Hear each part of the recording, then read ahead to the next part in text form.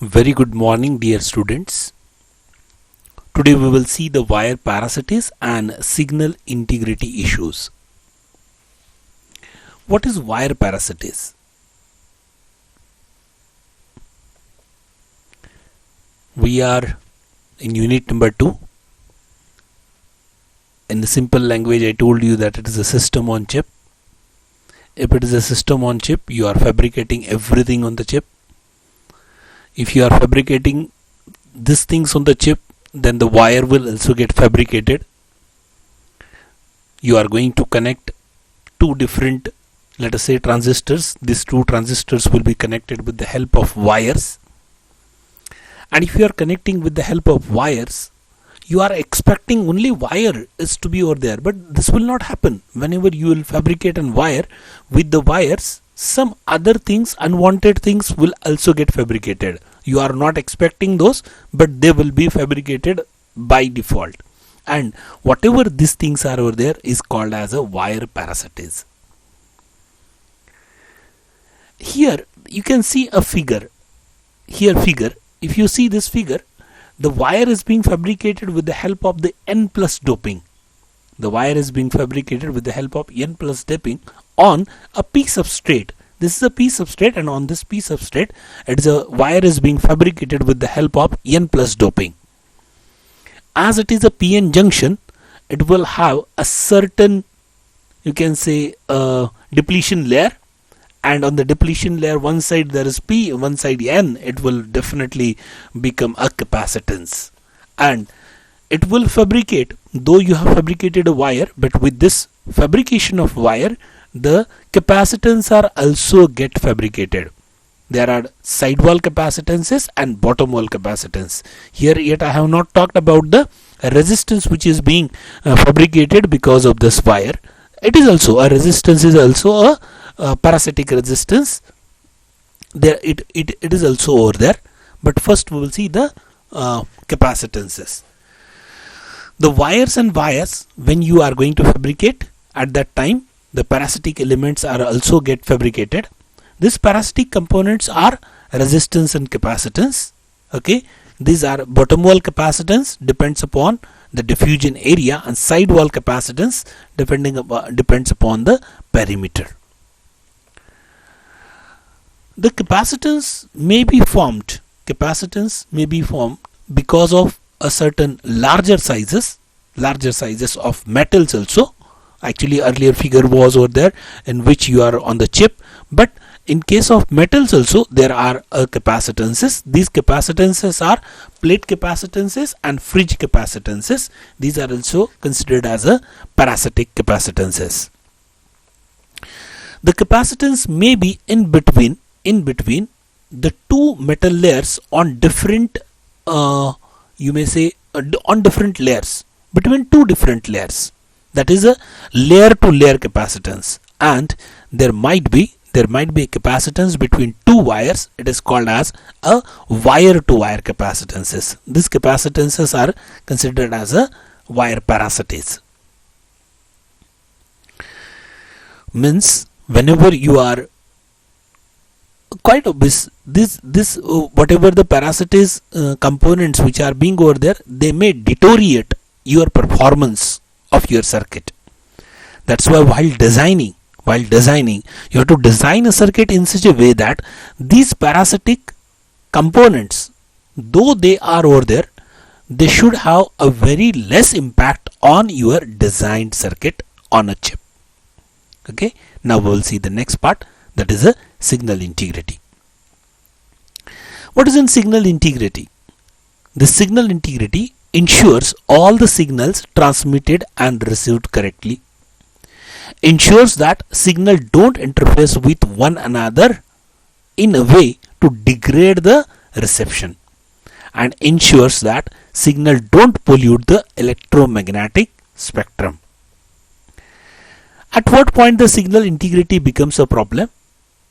It becomes a problem at length, thickness, width, distance from surrounding traces and ground planes, material used, and connection to be traces.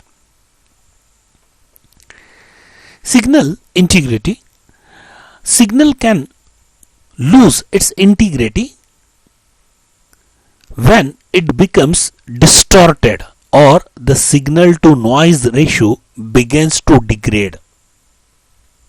Okay, means you can say that your signal will lose its integrity if the signal to noise ratio is degrading. The signal distortion means that the waveform of interest being to change its shape, means whatever the waveform you are expecting, that is changing the shape.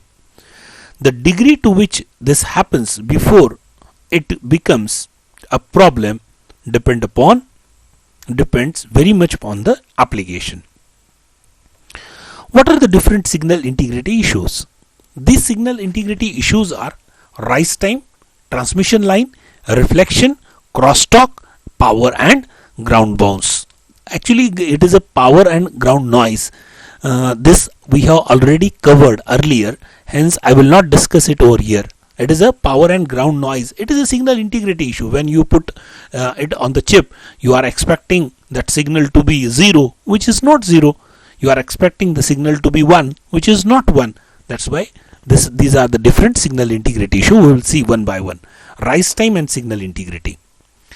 Though it is written much more over there, I will explain you in the simple meaning. Rise time, actually when you work, nowadays you can see that most of the processors work at very higher speeds, very higher speeds, and you can see if they are working with such a higher speed, quite obvious, the dV by dt and di by dt, rate of change of voltage change and rate of current change, will be faster, because of the rise time and fall times are also faster, and this phenomena will give a more amount of ringing, crosstalk, ground and supply and ground noise. This will be over there.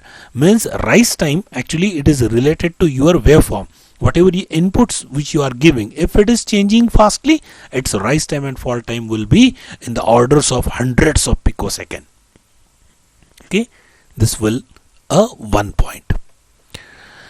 The system with faster clock frequency usually have a shorter rise time, therefore they will be facing more signal integrity challenges.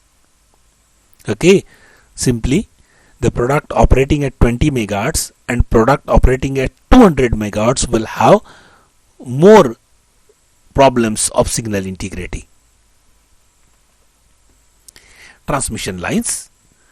All the transmission lines have basic parameters such as resistance, inductance, conductance, capacitance. This will also cause a signal integrity issues. Reflection.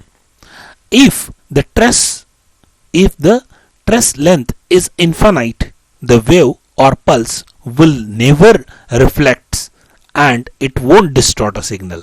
But we know that in our circuit the lengths are small and they are terminating with a high impedance. Okay, and we must end it with the characteristic impedance so that the reflection will be as low as possible, and wires must be absolutely identical everywhere along the length. Crosstalk caused by the electromagnetic coupling between multiple transmission lines running parallel, the adjacent quiet signals lines that may lead to a false logic switching. Crosstalk will also impact the timing on active lines if multiple lines are switching simultaneously.